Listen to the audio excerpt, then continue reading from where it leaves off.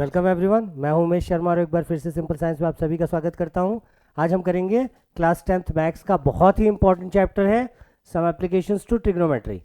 अगर आप यहां तक पहुंचे हैं तो आई होप कि आपने ट्रिग्नोमेट्री पहले कर लिया होगा। ट्रिग्नोमेट्री के बेसिक्स आते होंगे आपको। इसमें कोई बहुत ज़्यादा बेसिक्स की रिक्वायरमेंट नहीं है, बस हमको कुछ चीज़ों की ही रिक्वायरमेंट है, जो है sine theta, cos theta, tan theta. बस इन तीनों के फॉर्मूले से हमारा पूरा एक्सरसाइज बन जाएगा। बहुत ही इजीली हम सारे क्वेश्चंस को सॉल्व करने की कोशिश करेंगे। तो अगर आपको 5 नंबर सिक्योर करने हैं बोर्ड एग्जाम्स में तो आप इस वीडियो में अंत तक बने रहें। तो चलिए आइए आज शुरू करते हैं सम एप्लीकेशंस टू ट्रिग्नोमेट्री। इसको जानने से पहले हमको जो बेसिक चीज़ें जाननी है वो है sine theta, cos theta, tan theta. Sine theta is defined as perpendicular upon hypotenuse, cos theta is defined as base upon hypotenuse, tan theta is defined as perpendicular upon base।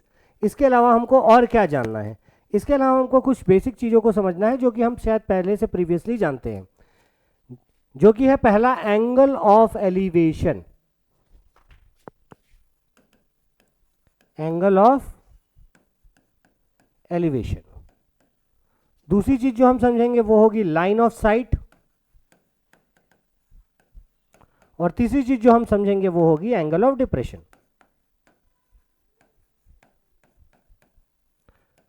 तो ये chapter जो है हमारा, ये 6 concept से हम आसानी से सॉल्व कर सकते हैं। इसके लिए हमको कोई बहुत ज़्यादा ट्रिग्नोमेट्री की प्रॉपर्टीज या फॉर्मूलेस की रिक्वायरमेंट नहीं है। तो सबसे पहले हम समझते हैं लाइन ऑफ साइट क्या होता है। जैसे कि आप इस डायग्राम में देख सकते हैं, या मैं एक नया डायग्राम ड्रॉ कर लेता हूं इसको क्लियर करके। Suppose there is a point, ये सपोज आपका ग्राउंड है, इसको हमने ग्राउंड मान लिया। सपोज आपको एक टावर दिया हुआ है या एक बिल्डिंग दी हुई है। टावर या बिल्डिंग का जो टॉप है उसको हम ग्राउंड के किसी पॉइंट से खड़े होकर देखते हैं। तो ये जो स्ट्रेट लाइन आपको दिख रही है AC, इसको कहा जाता है लाइन ऑफ साइट। और इस लाइन ऑफ साइट और हॉरिजॉन्टल, दैट इज ग्राउंड के बीच में जो एंगल बनता है, इसको कहा जाता है angle of elevation.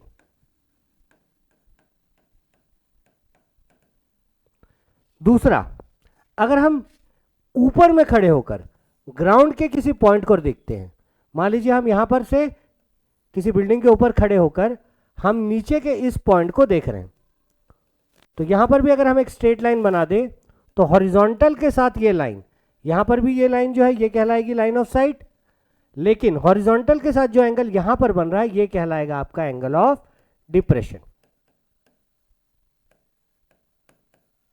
And obviously angle of depression यहां पर भी सेम एंगल बनेगा क्योंकि ये दोनों लाइंस पैरेलल है, ये ट्रांसवर्सल, तो अल्टरनेट इंटीरियर एंगल्स। तो हमको ट्रिग्नोमेट्री के जो क्वेश्चंस आपको एक्सरसाइज में दिए हुए हैं उनको समझने के लिए बस इतने ही कॉन्सेप्ट्स की जरूरत थी। किन चीज़ों की जरूरत थी? Sign theta, cos theta, tan theta. उसके अलावा हमको समझना था लाइन ऑफ साइट क्या होती है, एंगल ऑफ एलिवेशन क्या होता है, और एंगल ऑफ डिप्रेशन क्या होता है। तो आइए एक्सरसाइज शुरू करते हैं। बहुत ही सिंपल एक्सरसाइज है, बहुत आसानी से बन जाएगा। वीडियो में अंत तक बने रहे ताकि आपको सारे कॉन्सेप्ट बहुत अच्छे से क्लियर हो जाए। इसमें दिया हुआ है कि एक सर्कस का आर्टिस्ट है जो कि एक 20 मीटर लॉन्ग रोप पे चढ़ने की कोशिश कर रहा है।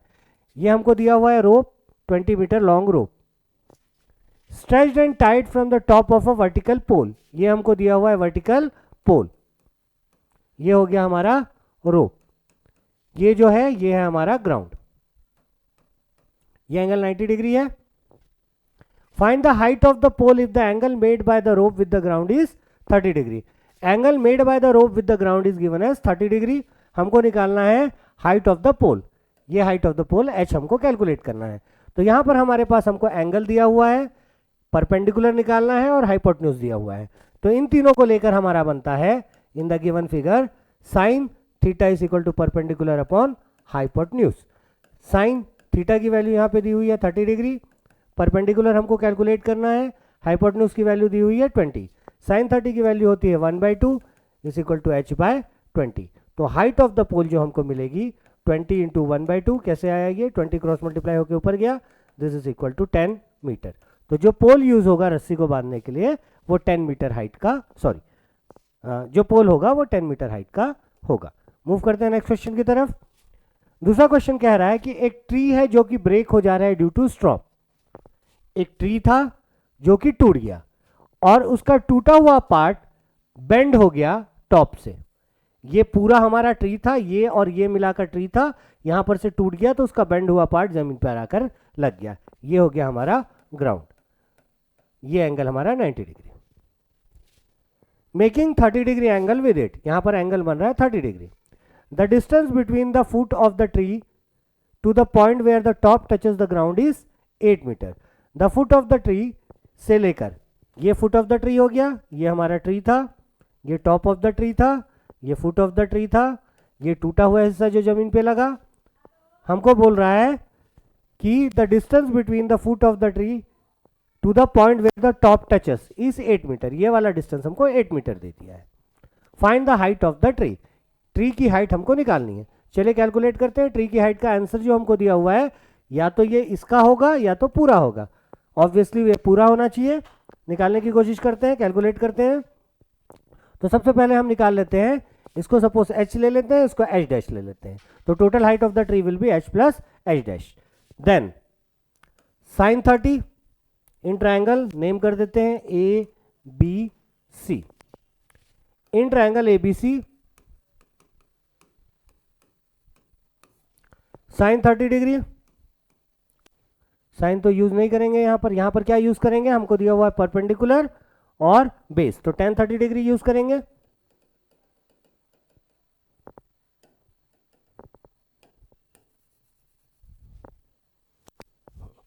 यहां पर हम यूज करेंगे tan 30 degree is equal to perpendicular upon base which is equal to A B upon B C. tan 30 की वैल्यू होती है 1/√3 is equal to A B की वैल्यू हमको दी हुई है, नहीं दी हुई है। ए बी की वैल्यू कैलकुलेट करनी है और बी सी की वैल्यू दी हुई है 8, तो h इज इक्वल टू 8/√3। उसी तरीके से h डैश निकाल लेते हैं। तो इस केस में हम बेस यूज करेंगे और हाइपोटेन्यूज यूज करेंगे। तो इस केस में हमारा हो जाएगा cos 30 is equal to base B C upon hypotenuse A C. तो यहां पर से हमको मिल जाएगा cos 30 की वैल्यू होती है √3/2 और BC की वैल्यू हमको कैलकुलेट नहीं, BC की वैल्यू 8 दी हुई है और AC की वैल्यू हमको कैलकुलेट करनी है जिसको हमने h डैश लिया। तो इसको सिंप्लीफाई करने पर हमको मिलेगा h dash is equal to, ये ऊपर चला जाएगा, ये 8 into 2 divided by √3, 8 into 2 divided by √3 which is 16/√3। Total height of the tree जो थी, height of tree it was equal to h plus h dash. h की वैल्यू हमारी आई थी 8/√3, h डैश की वैल्यू आई 16/√3, ये हो गया हमारा 24/√3। रैशनलाइज करेंगे इंटू √3। क्यों रैशनलाइज करेंगे, क्योंकि कभी भी डिनोमिनेटर को रूट में नहीं लिखा जाता और नेगेटिव में नहीं लिखा जाता। तो ये हो जाएगा हमारा 24√3/3 which is equal to 8√3 metre. तो answer of the question is 8√3 metre. एक बार रिपीट कर लेते हैं। एक ट्री दिया हुआ था जो ऊपर से टॉप से टूटकर जमीन पर गिर गया। कितना एंगल बना रहा है जमीन के साथ, 30 डिग्री का एंगल। कितनी दूरी पर है, फुट ऑफ द ट्री से 8 मीटर की दूरी पर है। Total height of the tree was h plus h dash. तो पहले हम लोगों ने h लिया परपेंडिकुलर और बेस और ये वाला एंगल यूज करके, उससे हमारा निकल गया h। दूसरा हम लोगों ने ये वाला बेस और हाइपोटेन्यूज लिया, h डैश कैलकुलेट करना था तो उसके लिए हम लोगों ने cos यूज किया, जिससे कि फाइनली हमारा h डैश आया। h और h डैश को ऐड करने पर हमको वैल्यू मिली 8√3 मीटर। आगे मूव करते हैं नेक्स्ट क्वेश्चन की तरफ। अगला क्वेश्चन दिया हुआ है, a contractor plans to install 2 slides for the children. एक कॉन्ट्रैक्टर है जो कि बच्चों के लिए स्लाइड्स इंस्टॉल कर रहा है in a park. For the children below age of 5 years she prefers to have a slide whose top is at height of 1.5 metre. Slide का टॉप कितनी हाइट पर होना चाहिए, 1.5 metre from the ground and inclined at an angle 30 degree. और इसका जो angle of inclination होगा ये कितना होगा, 30 डिग्री। दूसरे कंडीशन में ये बोल रहा है जो बड़े बच्चे हैं उनके लिए she wants to have a steep slide at a height of 3 metre. इस केस में हाइट है आपका 3 metre, inclined at an angle of 60 degree. और इस केस में जो एंगल ऑफ इंक्लिनेशन है that is 60 degree. What should be the length of the slide in each case? Case 1 में लेंथ ऑफ स्लाइड S1 ले लेते हैं, दूसरे केस में लेंथ ऑफ स्लाइड S2 ले लेते हैं। पहले केस के लिए ट्रायंगल ले लेते हैं ABC, दूसरे केस के लिए ट्रायंगल ले लेते हैं DEF। तो इन केस 1 सॉल्यूशन करेंगे इसका। केस 1 में हमको क्या निकालना है, हमको निकालना है S1 which is the hypotenuse, perpendicular दिया है और एंगल दिया हुआ है, तो परपेंडिकुलर अपॉन बेस होता है साइन। यहाँ पर हम लेंगे in case 1 sine 30 degree is equal to A B upon A C, perpendicular upon hypotenuse. A B की वैल्यू हमको दी हुई है 1.5, ए सी हमको कैलकुलेट करना है S1, साइन 30 की वैल्यू होती है 1/2 is equal to 1.5 bye S1। यहाँ पर S1 ऊपर आ गया, क्रॉस मल्टीप्लाई होकर 2 ऊपर चला गया, 2 into 1.5 which is equal to 3 metre. तो पहले केस में स्लाइड की जो लेंथ होनी चाहिए वो होनी चाहिए 3 मीटर। अब दूसरे केस में इन केस 2 60 डिग्री का एंगल दिया हुआ है, sine 60 degree is equal to कौन से ट्राइंगल में ले रहे हैं, ये हमने लिया था इन ट्राइंगल ABC और ये हम ले रहे हैं इन ट्राइंगल DEF। तो साइन 60 डिग्री की वैल्यू हो जाएगी perpendicular DE upon hypotenuse DF। Sine 60 की वैल्यू होती है √3/2, साइन 60 की वैल्यू डाली हमने, DE की वैल्यू हमको दी हुई है, नहीं दी हुई है, हाँ दी हुई है, DE की वैल्यू 3 और हमको निकालना था DF which is S2, length of the second slide. ये ऊपर चला गया, S2 यहाँ पे आ गया, 2 ऊपर गया, 3 इंटू 2 डिवाइडेड बाय √3। आंसर को हमको रेशनलाइज करके लिखना है, इंटू √3 इंटू √3।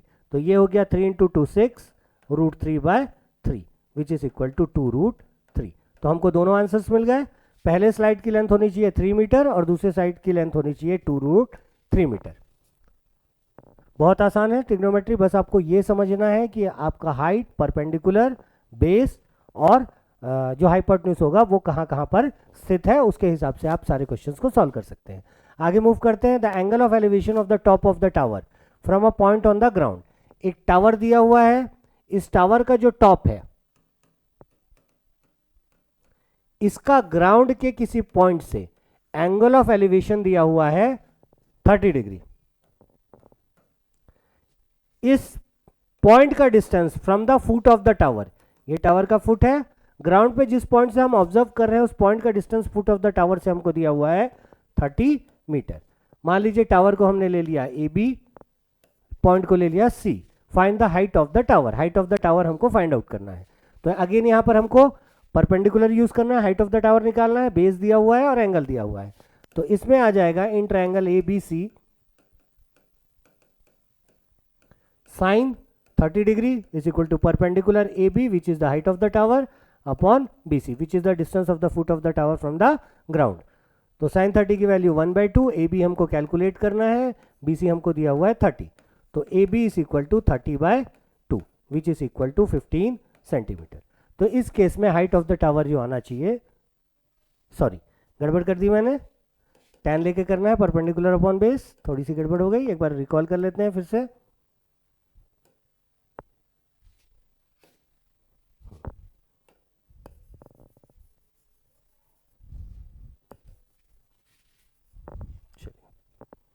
तो क्या करेंगे हम इसमें हम लेंगे इन ट्रायंगल ABC tan 60 लेंगे, tan 60 डिग्री की वैल्यू होगी perpendicular AB upon base BC। AB हमको कैलकुलेट करना है, tan 60 की वैल्यू होती है √3 is equal to AB upon BC की वैल्यू दी हुई है 30। तो AB will be equal to tan 60 की वैल्यू 1/√3, tan 60 की वैल्यू √3 AB अपॉन 30, tan 30 तो 1/√3, सॉरी tan 30 डिग्री दिया हुआ है। अगेन थोड़ी सी मिस्टेक हो गई, एक बार फिर से इसको रीचेक करते हैं। इन ट्रायंगल ABC एंगल दिया हुआ है 30 degree, tan 30 degree is equal to perpendicular AB upon base BC। tan 30 की वैल्यू होती है 1/√3, AB हमको कैलकुलेट करना है, BC हमको दिया हुआ है 30। तो AB इज इक्वल टू 30/√3। अब डिनोमिनेटर को हम रेशनलाइज करके लिखेंगे, तो इंटू √3 डिनोमिनेटर में, इंटू √3 न्यूमरेटर में, 30 into √3 divided by 3 which is equal to 10√3 metre. तो इस क्वेश्चन का आंसर होगा 10√3 मीटर। बहुत आसान सा क्वेश्चन है। इसमें क्या दिया हुआ है, हमको एंगल दिया हुआ है, हाइट ऑफ टावर H निकालना है, ये बेस डिस्टेंस हमको 30 दिया हुआ है। सिंपल सा कॉन्सेप्ट है, tan theta is equal to perpendicular upon base tan theta is equal to tan 30 degree is equal to perpendicular आपको दिया हुआ है h अपॉन बेस आपको दिया हुआ है 30, तो h is equal to tan 30 की वैल्यू होती है 1/√3, 30/√3, रैशनलाइज करेंगे √3 ये आ जाएगा 30√3/3 विच is equal to 10√3।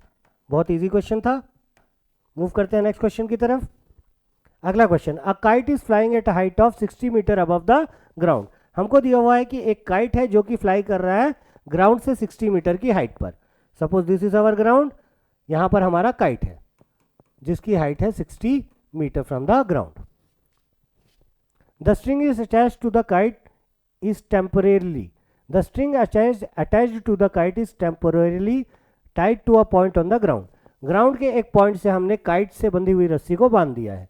The inclination of the string with the ground is 60 degree, ये एंगल हमको दिया हुआ है 60 degree. Find the length of the string assuming that there is no slack. बिल्कुल सीधे सीधी है रस्सी, बिल्कुल झुकी हुई नहीं है, ऐसा एज्यूम करके find the length of the string. That is हमको इसमें अगर हम ये ए बी सी माने तो हमको कैलकुलेट करना है AC which is the hypotenuse, angle दिया हुआ है, परपेंडिकुलर दिया हुआ है, तो परपेंडिकुलर और हाइपोटेन्यूज को लेकर बनता है हमारा साइन। इन ट्रायंगल ABC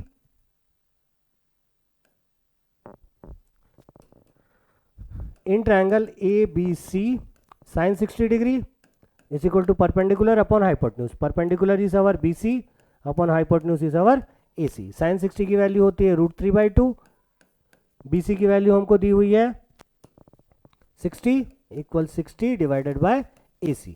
तो AC की वैल्यू, AC ऊपर आ गया, 60 के साथ 2 मल्टीप्लाई हो गया डिवाइडेड बाय √3।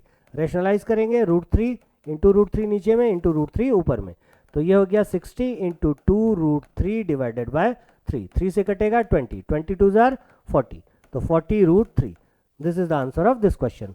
सिंपल सा क्वेश्चन था, इसमें हमको ये निकालना था sine 60 is equal to perpendicular 60 divided by base, suppose this is h या l ले लेते हैं, l 60 by l is equal to 60 by sine 60 which is √3/2। Rationalise कर देंगे इंटू √3 इंटू √3, √3 इंटू √3 इज 3 20 जार, दिस इज इक्वल टू 40√3 है जिसकी height है 30 मीटर। मम्मू